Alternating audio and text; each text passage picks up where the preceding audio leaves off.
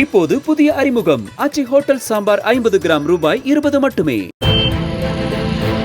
திருப்புலானி அருகே பள்ளப்பச்சேரி கிராமத்தில் உள்ள அரசு உடற்பயிற்சி கூடத்தில் 2 நாகப்பாம்புகளை வளர்த்த ராஜேந்திரன் என்பவர் கைது செய்யப்பட்டார். அங்கிருந்து நாகப்பாம்புகளை மீட்ட மாவட்ட வனத்துறை அதிகாரிகள் பெரிய கண்மாய் காட்டு பகுதியில் பத்திரமாக விடுவித்தனர்.